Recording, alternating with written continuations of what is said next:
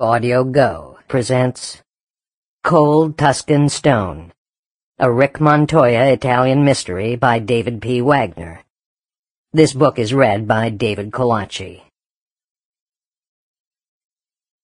For Mary, without whose patience and support this book would not have been written. Chapter 1.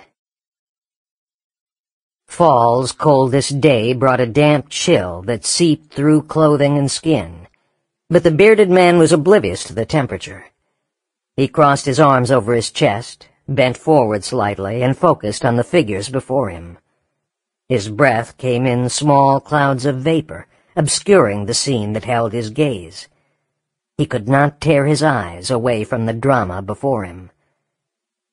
The funeral procession he watched followed the ancient traditions of Etruria, but timeless sorrow etched deeply into the faces of the family.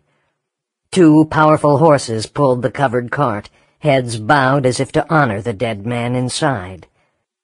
Their waving manes and pulsing muscles so full of life contrasted with the flat, tomb-shaped stones of the wall behind them. The wife, or perhaps an older daughter, followed on foot behind the cart with two children in tow, their eyes questioning her in silence. Behind their round faces, her robe dragged on the ground, covering sandaled feet. She gripped the tiny hands and stared ahead, her face stiff with grief.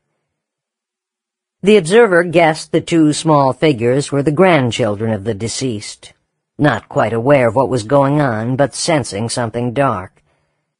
A lone male rider, cloak flowing behind him, sat on a saddled horse at the head of the cortege.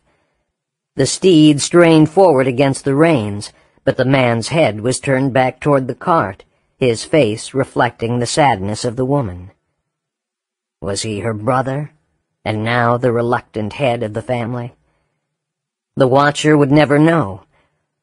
He breathed deeply and pulled at his carefully trimmed beard, hoping the gesture didn't betray his nervousness to the two men with him.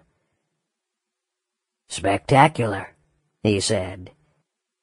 One arm reached out to touch the cold alabaster, its fingers running across the smooth faces of the two draft horses, down through the curled grooves of the milky manes, and pausing for a moment at the muscles of their shanks.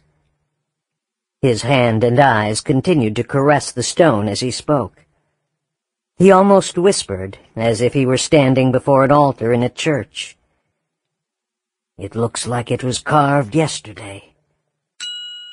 Sample complete. Ready to continue?